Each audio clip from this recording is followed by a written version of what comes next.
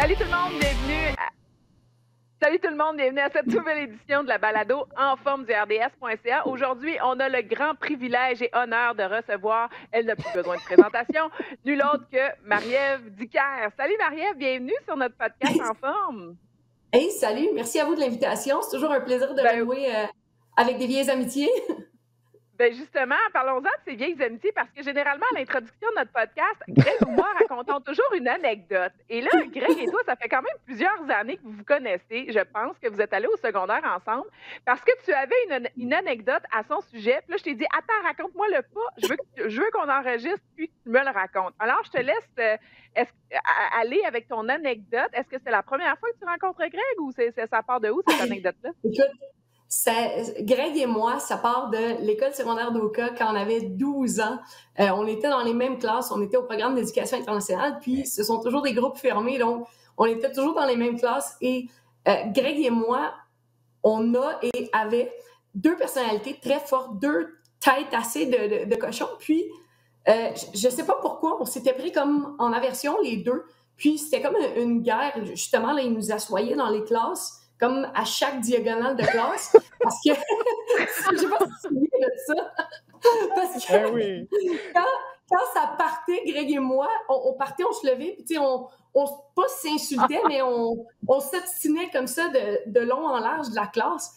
Puis à un moment donné, je pense en secondaire 3, on faisait partie d'un club plein air, on part en rando, on est une vingtaine de personnes ensemble, on part en rando, puis il n'y a pas d'électricité, donc il faut assurer des tours de garde. Donc, en équipe de 2, il faut surveiller le feu. Puis là, tous les gens qui étaient avec nous en rando savaient à quel point Greg et moi, on avait de la difficulté à s'entendre. Puis on était quand même des faiseux de mauvais coups.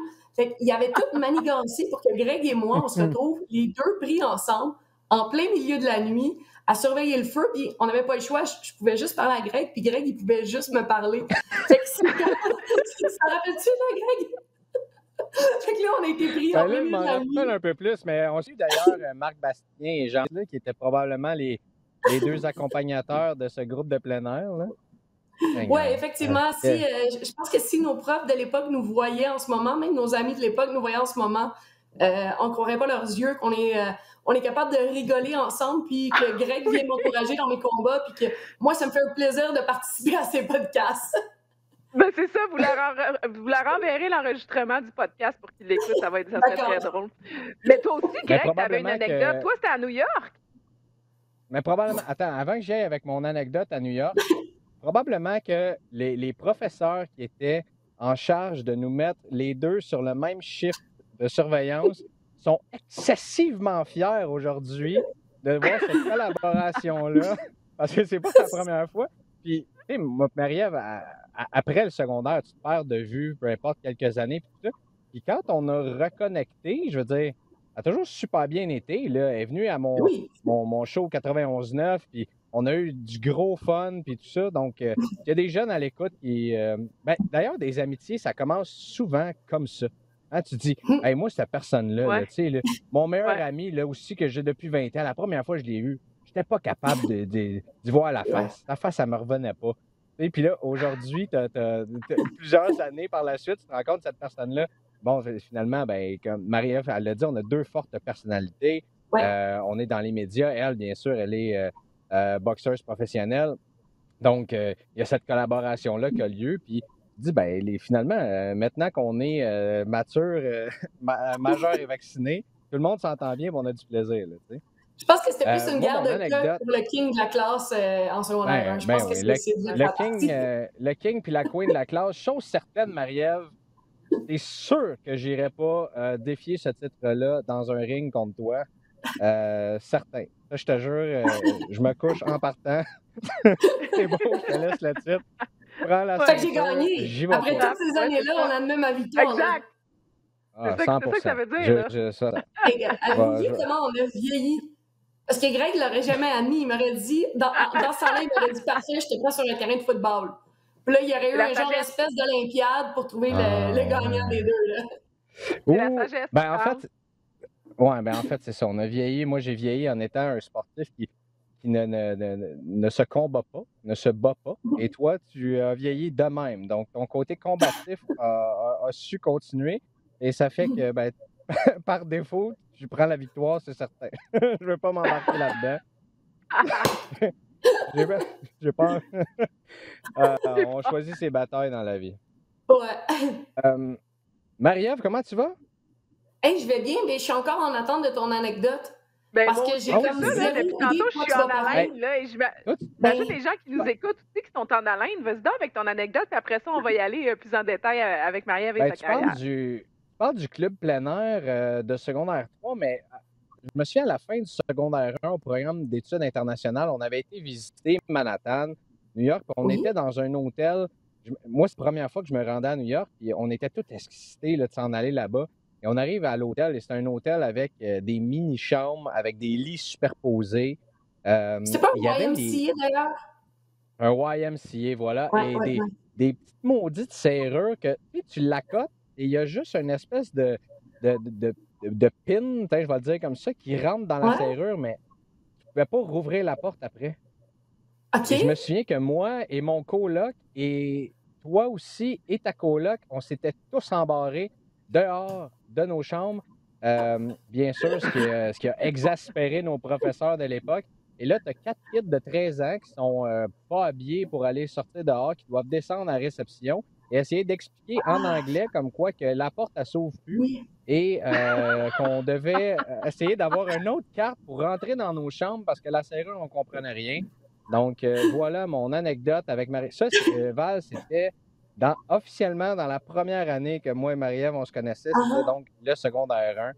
Et voilà. Donc, imaginez-nous maintenant en espèce de short et t-shirt, pas de bas, juste parce que tu vas aller voir tes amis dans l'autre chambre, puis là, tout le monde sort, puis à un moment donné, oh, je peux plus rentrer chez Mais nous. retour justement en secondaire 1 à cette époque-là. Commençons à partir de là, Marie-Ève. Est-ce que tu faisais déjà du karaté ou des arts martiaux à cette époque-là? oui, je faisais encore du karaté à cette époque-là. Par contre, c'était pas mes meilleures années en karaté parce que j'avais bifurqué un petit peu plus vers le hockey. Moi, j'ai commencé le karaté à l'âge de 6 ans, puis comme on le mentionnait tantôt en début d'émission, je me prenais pas pour un 7-up flat dans ma tête. Je veux dire, moi,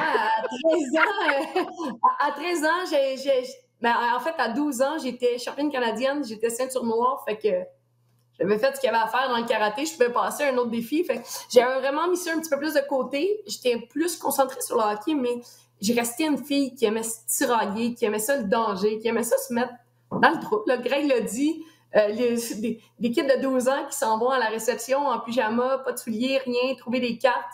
C'était mon style, ça. Puis avec le temps, je me suis pas domptée parce que j'ai oublié tout le temps mes cartes d'hôtel dans les chambres. Puis j'aurais plein d'anecdotes par rapport à ça. Puis à quel moment Moi aussi, la j'ai un boxe est arrivée historique dans ta assez vie? présent d'oublier des cartes d'hôtel. Ah, c'est terrible, mon affaire. Puis, tu sais, Puis quand Marie-Ève, t'es à quel plusieurs... Oui. Oh, excuse-moi, à quel moment? Non, Ben, non, moi, non. je suis curieuse de savoir à quel moment la boxe est arrivée dans ta vie. Très tard, parce que moi, tu sais, j'aimais me tirailler, mais dans ma tête, j'allais faire du karaté toute ma vie. Puis, j'aimais la boxe, j'aimais la regarder à la télé, mais j'avais jamais comme vécu ce que c'était un combat de boxe. J'ai commencé à faire un petit peu de kickboxing pour peaufiner mes techniques de karaté. Finalement, je me suis mis à aimer ça quand ça cognait plus fort puis que c'était un petit peu plus rough. Puis un jour, je regardais les Jeux olympiques à la télé, puis moi, j'ai toujours été une fan de sport. Puis je me disais, je peux pas croire que je vais jamais participer aux Jeux olympiques. Le karaté étant pas une discipline olympique, pour moi, ça faisait pas de sens d'aller aux Jeux olympiques. Puis c'était comme, qu'est-ce que je pourrais faire pour y arriver? Puis il y a quelqu'un qui m'a dit à la blague, Marie-Ève, t'as 2 choix, la boxe ou le taekwondo. Là, j'ai dit, ben, je peux donner les meilleurs coups de poing, je vais aller boxer. Puis à 24 ans, j'ai mis les pieds dans un gym de boxe. Cool! Et le reste, c'est de l'histoire pour faire une translation assez pauvre de l'expression anglophone. Mais ta carrière a commencé tard. D'ailleurs, tu viens de livrer probablement le plus gros combat. Ben, pas probablement, je ne sais pas pourquoi j'ai ajouté ça dans la phrase. Tu as livré le plus gros combat de ta vie la semaine dernière contre Claressa Shields. D'ailleurs, une combattante dont je ne connaissais pas beaucoup. J'ai commencé à écouter son podcast avec Joe Rogan et j'ai tellement hâte de continuer et de voir si elle parle de son combat contre toi aussi dans tout ça. Tes impressions par rapport à ce combat-là, bon, c'est sûr que toi, tu t'en allais là pour unifier à peu près les 14 ceintures disponibles entre vous deux. Malheureusement, tu t'es très, très bien battu. Mais ça ne sera que partie remise, je pense, pour ces unifications-là. Comment tu te sens à la suite de ce combat-là? C'est sûr que ça fait beaucoup de chemin dans ma tête, là. Je suis passée, par la colère, la déception, la fierté, puis maintenant un petit peu de remise en question par rapport à tout ça, là, parce que veux pas, ben, quand les choses vont bien, tu continues de faire les choses, puis à un moment donné, il arrive un point un petit peu plus négatif, il arrive un obstacle, puis tu remets beaucoup de choses en question. Donc, je suis un petit peu là, puis la quarantaine chez moi me permet de faire ça, de réfléchir en masse, mais je dois dire que si je devais qualifier ce combat-là, je suis vraiment fière de tout le travail qu'on a fait dans la préparation de ce combat-là. Je suis fière de comment on s'est préparé physiquement, mentalement, de comment on a géré tout ce qui s'est passé à l'extérieur du ring, comment on a géré le 1 an de pandémie et tout ça. Mais je suis excessivement déçue du résultat parce que pour moi, la défaite n'est pas une option. Sauf que c'est aussi pour moi un tremplin pour la suite des choses. Puis c'est aussi une occasion pour moi de rebâtir puis de revenir en force, de faire les remises en question, de faire des ajustements, les ajustements nécessaires, puis de redoubler d'efforts pour redevenir championne du monde. Mais tu sais, justement, tu dis redoubler d'efforts. Combien de temps de préparation physique, là, je parle pas de préparation mentale, mais de préparation physique, ça doit prendre pour un combat comme celui-là? Puis écoute, je l'écoutais moi aussi, on l'a tous écouté. Puis écoute, elle était pas petite, c'était toute une adversaire. Puis je me disais, aïe, aïe, c'est fou le courage. En tout cas, moi, je te félicite. À mes yeux, tu es comme une guerrière des temps modernes. Je me disais, aïe, aïe, il faut du guts parce que moi, tu me mets dans un ring avec cette fille-là, puis je suis pas, tu sais, genre, je partirais en courant, là. Fait que, honnêtement, bravo, félicitations. Puis je sais Merci. que pour toi, tu le vois comme une défaite, mais je pense qu'il faut que tu considères ça aussi comme beaucoup d'apprentissage. Mais combien de temps, Absolument. en termes de préparation physique, ça peut te prendre pour un combat comme celui-là? Mais tu vois, ce qui est particulier dans ce cas-ci, c'est que habituellement, la durée normale d'un camp d'entraînement, c'est 8 à 12 semaines. Dans ce cas-ci, avec tout ce qui s'est passé dans la pandémie, on a eu l'annonce du combat au mois de février l'année passée. Donc, ça a été comme 1 an de préparation. Puis je pense que le défi dans tout ça, ça a été dans la gestion des périodes de repos, la gestion là, de la périodisation de l'entraînement parce que c'est arrivé plusieurs fois où on avait une date, on s'approchait de mon pic, puis là, on devait ralentir parce que le combat était repoussé. Donc, ça a été 1 an de préparation, mais en fait, la façon dont mon équipe et moi, on travaille au niveau de la préparation physique, ce qu'on fait dans le gymnase, je suis pratiquement tout le temps dans le gymnase. Pas en boxe, mais en préparation physique. Puis, d'ailleurs, je vais recommencer justement la semaine prochaine. Les gens disent « Ouais, Marie-Ève, pourquoi tu prends pas un mois off et tout ça? » Parce qu'un mois, tu t'ankyloses trop, tu reviens, Ouais. tu es tout proche et tout ça. Donc, à la place, nous, on préfère utiliser ce temps-là pour travailler des exercices de mobilité, de proprioception, travailler mes lacunes pour prévenir les blessures aussi. Tu sais. En quelque sorte, la période que je vais utiliser là, c'est un petit peu mon off-season. On sait, les joueurs de hockey, les joueurs de foot, ils profitent de leur off-season justement pour mettre plus de temps dans le gymnase pour bien se préparer pour leur saison, éviter les blessures, améliorer leur performance et tout ça. Donc, ça serait difficile de quantifier combien de temps j'ai passé dans le gym, mais nous, je suis vraiment pratiquement tout le temps dans le gym en préparation physique, là. Est-ce que tu penses que C'est ça fou. t'a nui de ne pas te battre pendant 1 an? Est-ce que quand tu es arrivé devant Clarissa Shields, justement, au premier round, tu te sentais un peu plus, je ne vais pas dire rouillé, je vais le dire quand même, là, un peu plus débalancé qu'à l'habitude parce que tu t'es battu tellement Ouais. souvent dans ta carrière avant, défense de titre par-dessus défense de titre. On dirait que tu te battais à tous les mois. Moi, je regardais ça. Puis je disais, Marie-Ève, est-ce qu'elle est en mission pour se faire défigurer? Là? Qu'est-ce qui se passe? Là? Non, j'ai pas senti. Puis même, au contraire, je me sentais plus prête que les autres combats parce que on se cachera pas quand on enchaîne combat après combat. Les périodes de transition, on n'en a pas vraiment. Les périodes d'ajustement, on n'en a pas vraiment. On fait un combat, on prend une semaine de vacances, on retourne en préparation pour l'autre combat. Puis ce qu'on travaille, souvent, ce sont des choses qui vont nous permettre de gagner. Donc, on va travailler sur nos forces. On va travailler un petit peu sur les lacunes, les faiblesses pour les améliorer, mais on ne bâtit pas autour de ça parce qu'on sait que c'est pas ce qui va nous faire gagner le combat.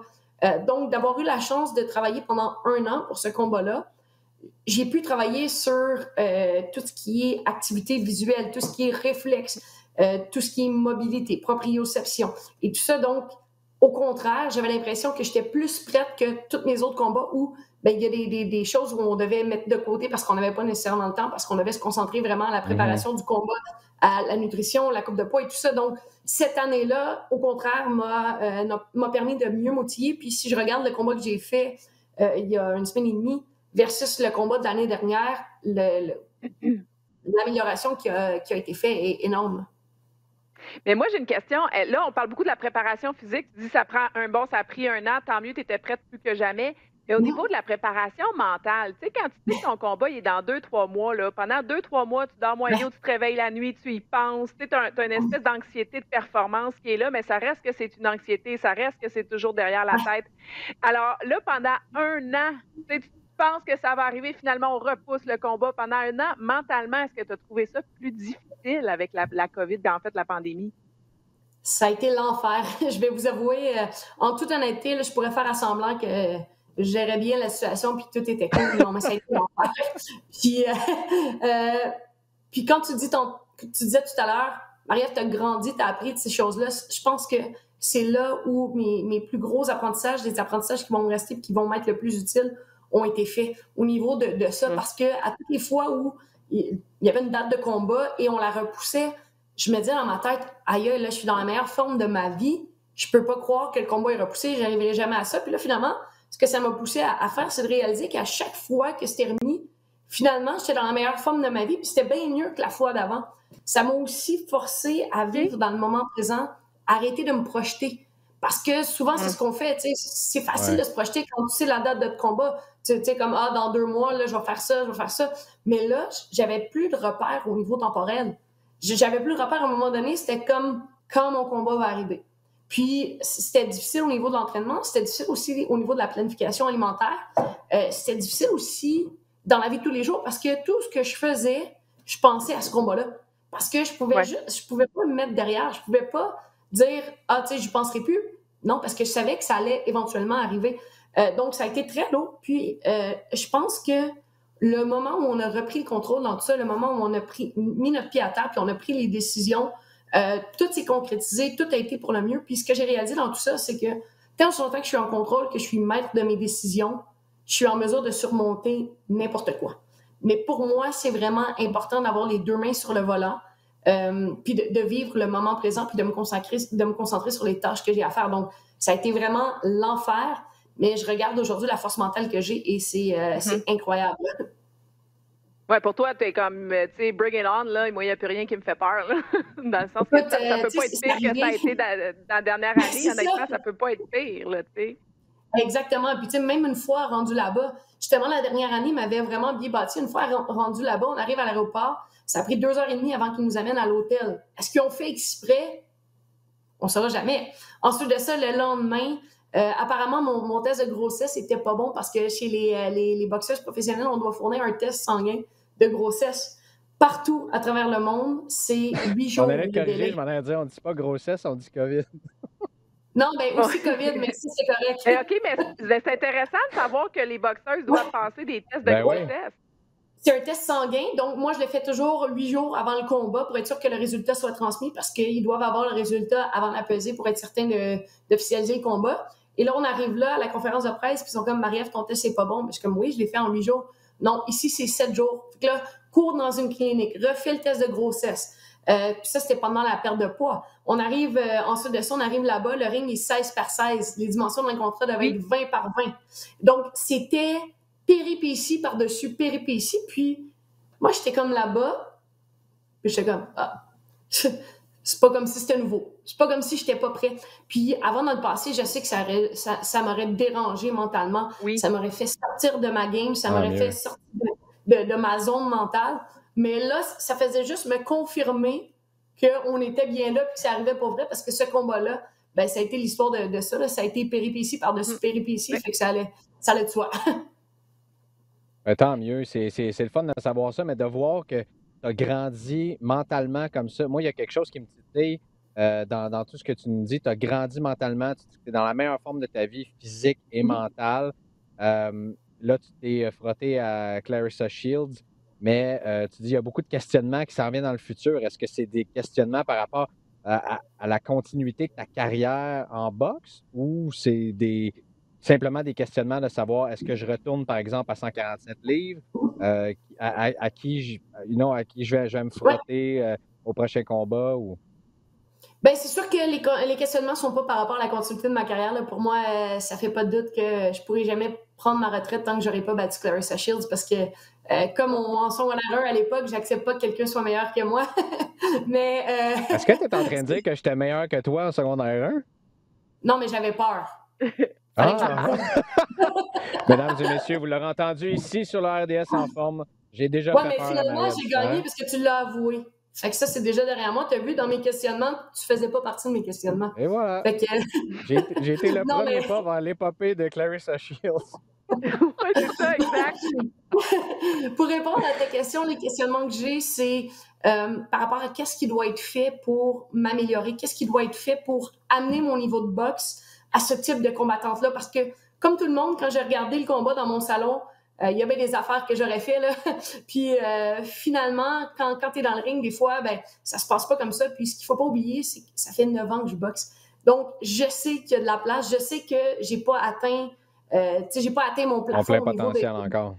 Exact, tu sais. Fait que là, maintenant, pour la suite des choses, par rapport au questionnement, c'est le chemin qu'on va prendre pour les prochains combats, le genre de défi qu'on va mettre devant moi, les gens, les consultations externes qu'on va amener à l'équipe pour continuer d'avancer, comment on va travailler, mes coachs et moi. Puis moi, je suis dans cette période-là de questionnement à me remettre en question sur comment je peux stepper up, comment je peux amener mon jeu à un autre niveau, qu'est-ce qui va me permettre de motiver mes choix. Puis ça, je dis que j'ai ces périodes de questionnement-là, mais ayez pas peur, là, je suis pas toute seule avec ça. J'ai toujours mes coachs qui sont là, qui me permettent justement de répondre à ces questions-là. J'ai mon préparateur mental, Jean-François Ménard, qui me challenge tout le temps, qui me laisse jamais, justement...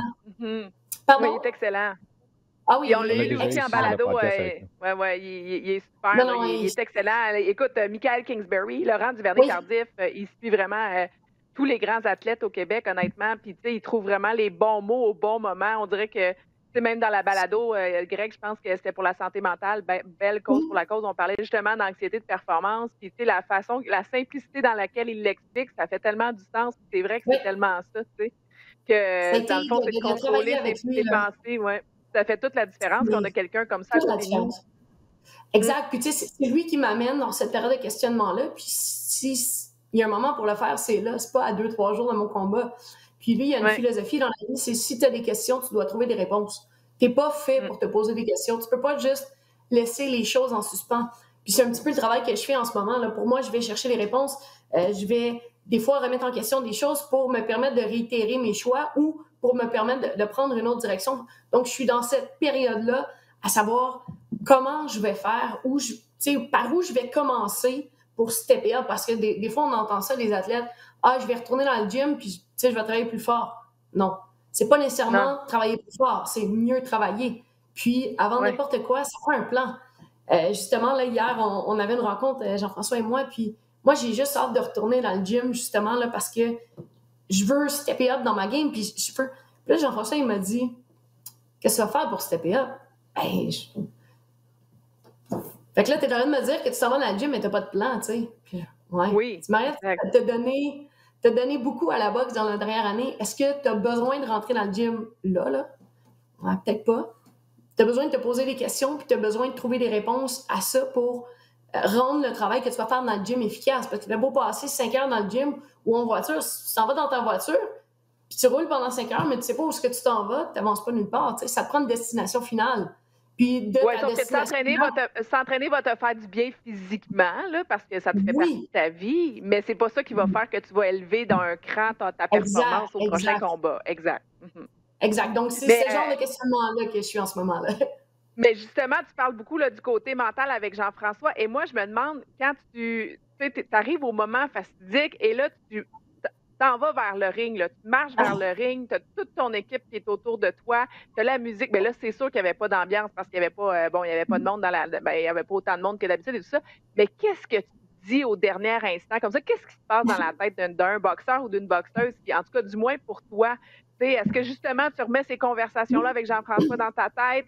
Comment ça se passe avant de monter sur le ring? En fait, il y a 2 versions de ça. Il y a la version pré-Jean-François, là. La version où j'étais dans le ring puis je me disais « Hey shit, pourquoi je m'impose ça? Je suis vraiment stressée. » Puis là, j'étais comme « Pourquoi je m'impose ça? » Puis là, non, j'aime ça. Puis tu remets en question un petit peu, là, pourquoi tu fais ton sport puis pourquoi tu t'imposes tous ces sacrifices-là puis ce stress-là. Puis, à force de travailler avec Jean-François, ce que j'ai réalisé, c'est que quand tu as une préparation optimale, le soir du combat, tu es en confiance puis tu es en pleine possession de tes moyens. Puis tu fais juste apprécier ce pourquoi tu as fait tous ces efforts-là. c'est difficile un camp d'entraînement, c'est difficile autant physique, mental qu'au niveau des sacrifices de vie. Puis le soir du combat, c'est le moment de récolter tous ces efforts-là. C'est tellement drôle parce que tantôt tu disais, tu regardais les combats puis j'étais tout petite à côté d'elle. Mais moi, là, je vous jure, ce combat-là, quand j'étais dans le coin, puis là, avant que la cloche sonne, on est chacun dans nos coins, puis on se regarde. Puis là, moi, je me disais, elle est bien plus petite que moi. Je suis bien plus forte qu'elle. Hey. Puis je te jure que j'avais cette confiance-là. C'est fou. Puis c'est quand j'ai revu les photos après, j'ai fait comme, tu veux-tu bien me dire qu'est-ce qui s'est passé dans ma tête? Mais, Quoi, Greg? Ah, Greg? on a perdu? Ouais, je pense qu'on a perdu Greg. Ah, on a perdu Greg. Mais écoute, c'est complètement fou. Fait que toi, tu avais la perception que tu étais plus grosse, plus forte, meilleure qu'elle. Mais c'est vraiment c'est fou parce que c'est vraiment la préparation physique. Bien, physique et mental, je pense que c'est vraiment un combiné de tout. Marc-André Wilson, mon préparateur physique, c'est sûr qu'ils travaillent de mèche. Là, ils ont des rencontres. Là, Jean-François Ménard, Stéphane Arnaud, mon entraîneur, Samuel Descaries, mon autre entraîneur, et Jean-François Gaudreau, au niveau de l'alimentation, ils ont des rencontres pour que chacun travaille du meilleur de leur capacité et dans le même sens pour arriver à ce grand soir-là. Puis physiquement, je me sentais tellement bien. Puis tout le travail mental qu'on avait fait, je me sentais tellement bien que dans ma tête, j'étais bien plus grosse qu'elle.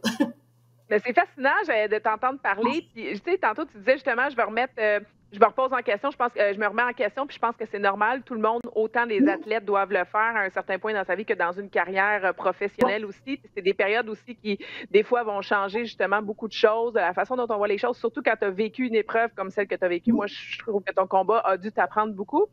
Mais la question, en fait, à quoi je voulais en venir? Ah, écoute, je suis en train de perdre mon idée, là, j'étais tellement partie loin. Mais tout ça, attends. Ah oui, je l'ai écrit ici, là. Ben écoute, ça va me revenir tantôt. Mais Greg, est-ce que tu nous entends cette fois-ci ou on l'a encore perdu, lui? Je veux juste être sûr s'il est encore là. Non, Greg n'est plus là, il est parti.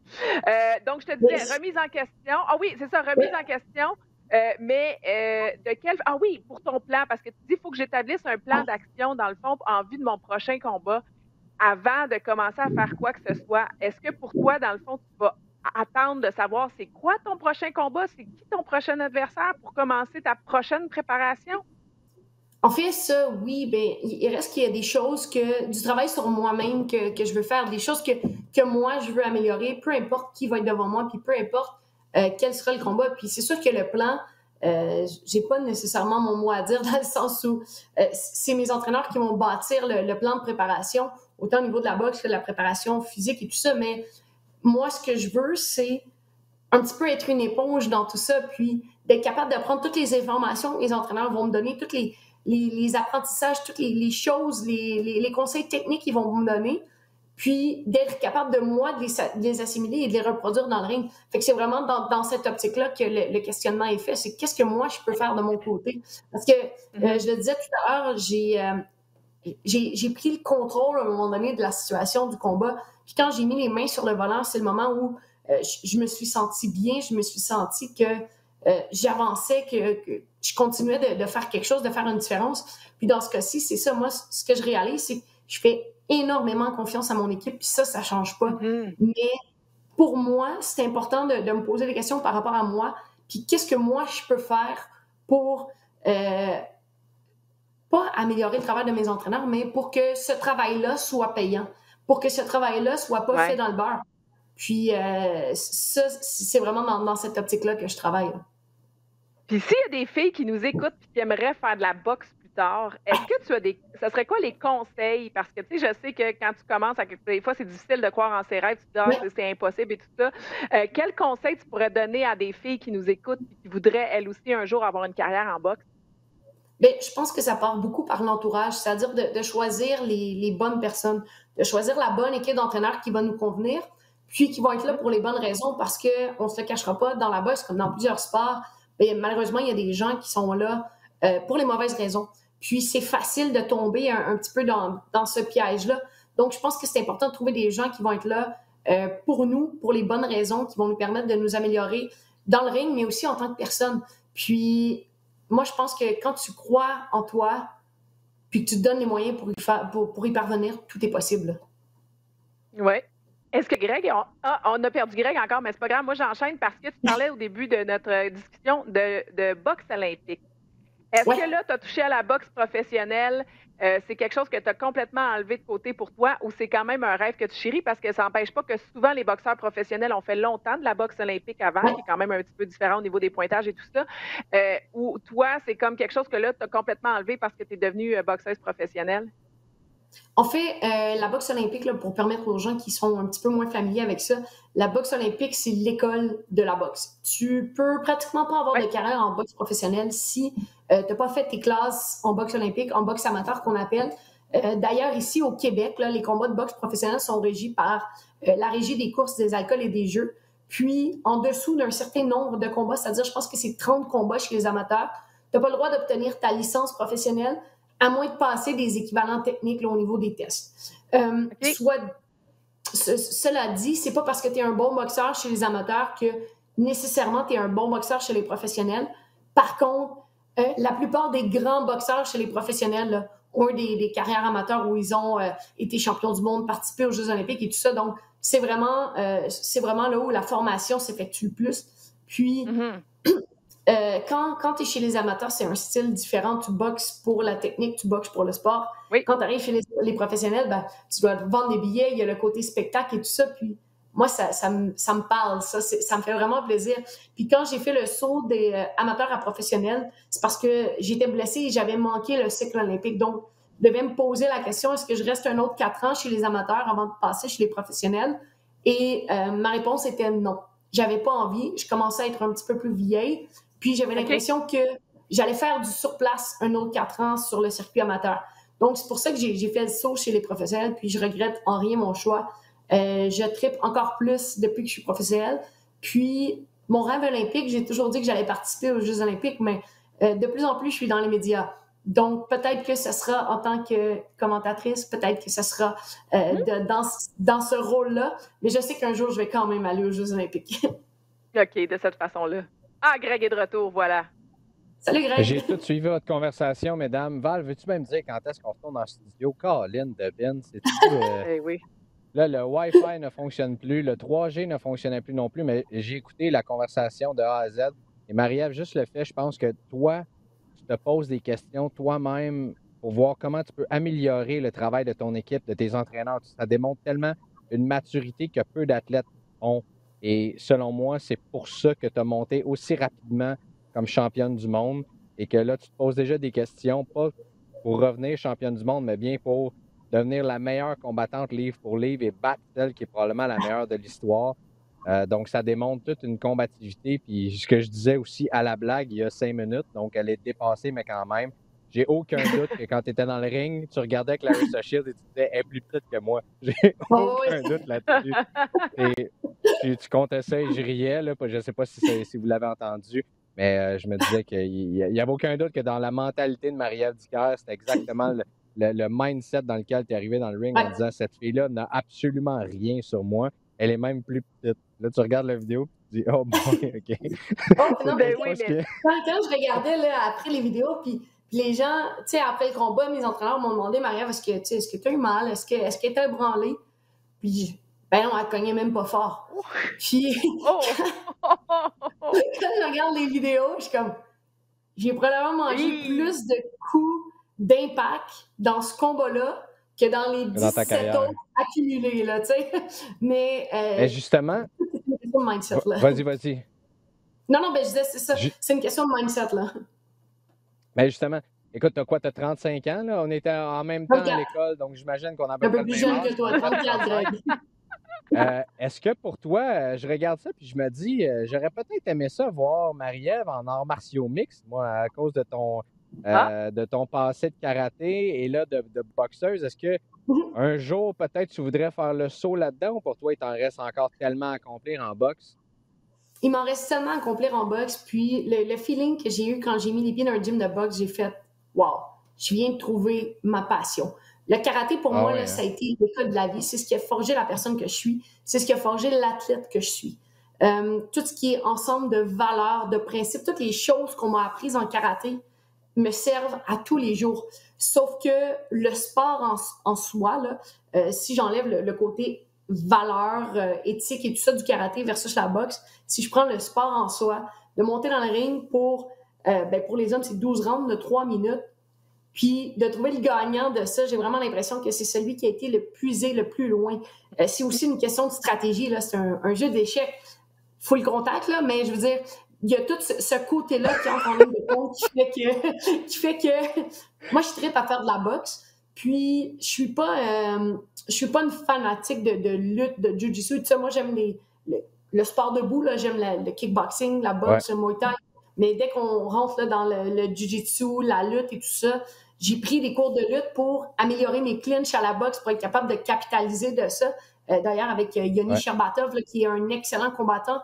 Mais ça a juste réitéré ma position par rapport au fait que je ne ferais pas du MMA parce que ce volet-là, c'est pas celui que je préfère. Je l'entraîne parce que c'est important, mais je veux dire, je me consacrerais pas plus de temps là-dessus parce que ça vient pas me chercher autant que la boxe.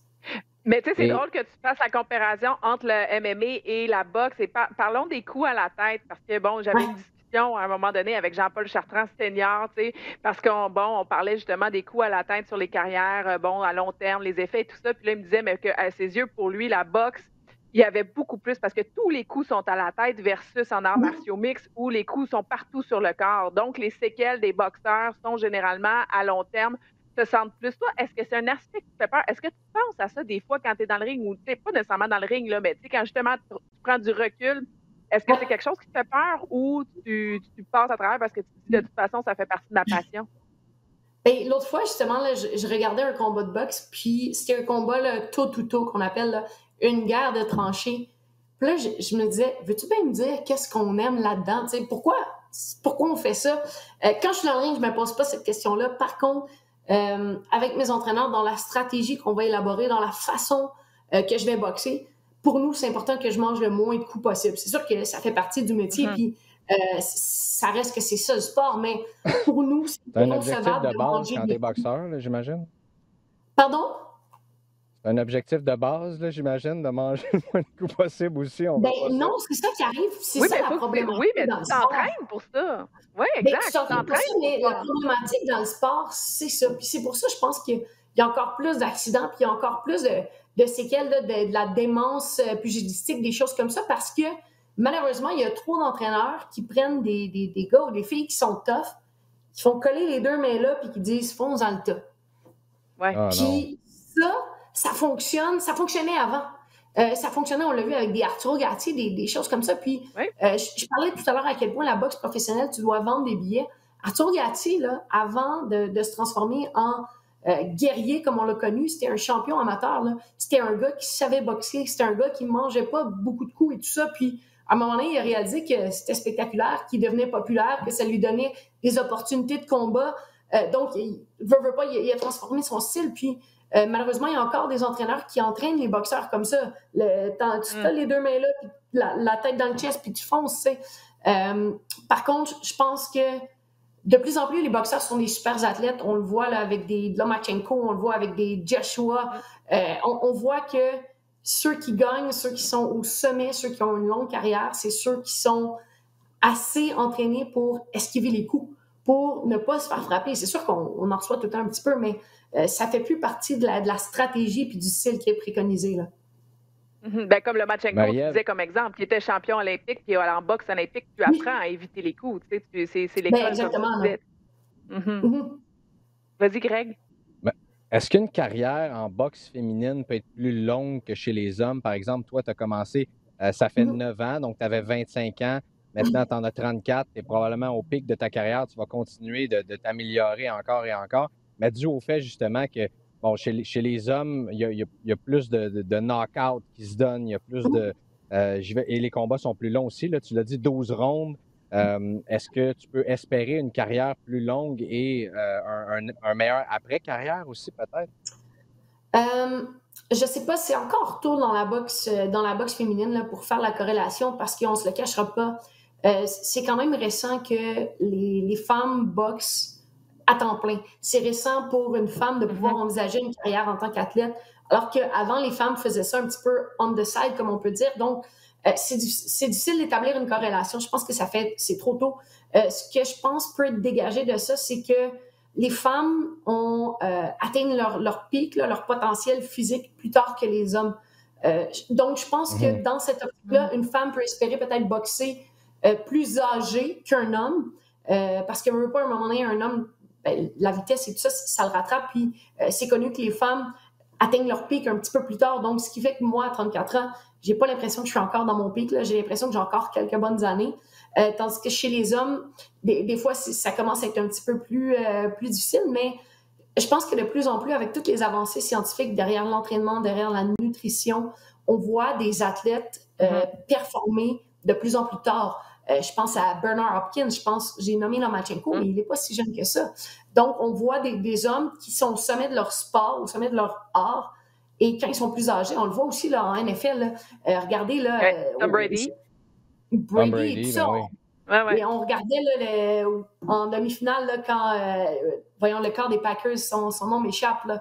Greg. Aaron Rodgers, mais il y avait... Aaron Rodgers, mais Brady, Drew tout ça, Brees. donc, Drew Brees. Drew Brees, exactement. Donc, on voit des gars d'une quarantaine d'années qui sont au sommet de leur art. Là. Écoute, ils amènent leur équipe au Super Bowl, puis en demi-finale du Super Bowl. Donc, je pense que maintenant, de la façon dont on entraîne le corps, on prévient les blessures, on est en mesure là, d'utiliser notre outil plus longtemps. Puis, Greg t'a dit tantôt, Marie-Ève, c'est très mature de ta part. Je te confirme qu'à 24 ans, j'aurais jamais eu cette maturité-là. Donc, la maturité que l'âge apporte, que les obstacles, que toutes les épreuves de la vie, toutes les leçons de la vie t'apportent, tu combines ça à ton corps en santé. Je pense que maintenant, de plus en plus, tu peux te permettre d'être au sommet de ton sport plus âgé, là. Oui, bien d'accord avec toi, honnêtement. Puis, tu sais, ça montre, oui, ta maturité, mais ça montre aussi depuis le début de la conversation à quel point tu, oui, es discipliné. Je pense que tous les athlètes de haut niveau se doivent d'être disciplinés. C'est important de le faire, mais en boxe, c'est particulièrement difficile, surtout pour faire ton poids. Et aussi, tu es une passionnée. Tu sais, moi, ce que je retiens de notre conversation, puis de toi, puis de ton énergie, puis, tu sais, de toutes les entrevues que j'ai vues de toi, tu es vraiment une passionnée de boxe. Tu vois que tu as ça en toi, que je te demanderais justement d'aller faire du MMA ou quelque chose d'autre, ça te tente pas ça que tu veux. Toi, tu es une passionnée de boxe. Ben oui. Je pense que tu vas toujours l'être. Ça va rester vraiment quelque chose que tu vas garder toute ta vie, dans le sens que peu importe dans le monde, que ce soit dans les médias ou quoi que ce soit, peut-être un jour, je sais pas, un gym ou quoi que ce soit, je pense que tu vas toujours avoir la boxe dans ton entourage, dans ta vie, à quelque part dans ta vie, parce que tu es vraiment une grande passionnée. Puis ça aussi, c'est dans ton honneur, parce que cette maturité-là, combinée à cette passion, fait que tu es une meilleure boxeuse. Puis je suis convaincue que les prochains combats puis tes objectifs, tu vas pouvoir les atteindre avec tout ça, tout ce beau bagage. Ben, merci beaucoup. Merci, clairement. Puis je m'estime très privilégiée de pouvoir vivre de ma passion, parce que, surtout dans un sport, là, c'est pas tout le monde qui a cette chance-là. Oui, on crée notre chance dans la vie. Je pense que j'ai pris les décisions, puis j'ai bâti ma vie en fonction de ça, mais je me lève à chaque matin en me disant, je vis de la boxe, je vis de ma passion. Puis ça, pour moi, là, ça n'a juste pas de prix, là. Si je peux ajouter, peut-être que tu es chanceuse, mais je veux dire, tu l'as bâti, et à chaque jour, tu prouves, à chaque fois que tu sors dans les médias, puis à chaque fois que tu vas t'entraîner, à quel point tu es une belle porte-parole pour ce sport-là. Personnellement, j'ai pas tellement été un fan de boxe dans ma vie, justement parce que, un peu comme toi, tu dis, là, lorsqu'on est dans le ring, on se pose cette question-là. Je comprends pas comment deux personnes peuvent se taper sa caboche comme ça. C'est jamais quelque chose que moi je ferais, mais à t'entendre parler de ce sport-là, de comment ça change, j'espère que tu vas continuer d'inspirer des jeunes filles et même des jeunes garçons, parce que tu es une super bonne porte-parole pour ce sport-là au Québec. Félicitations en tout cas pour ta carrière, et j'espère que pendant plusieurs années, on pourra continuer de vanter tes mérites et tes titres. Ben, merci beaucoup, puis la prochaine fois que je vais vous voir, c'est en studio. Oui, ça serait super cool. On est super fiers de toi. En tout cas, merci d'avoir accepté l'invitation. On est super privilégiés. Puis bonne chance pour la suite des choses pour toi. Ça va nous faire plaisir. Tu viens nous voir quand tu veux. On te reparle justement peut-être après ton prochain combat, parce que justement, là, cette fois-ci, on va parler de quelle façon tu as déjoué l'adversaire pour remporter la victoire. C'est ce qu'on visualise et qu'on souhaite tous. Alors, merci tout le monde d'avoir été là pour cet épisode. Puis bonne journée tout le monde. Salut!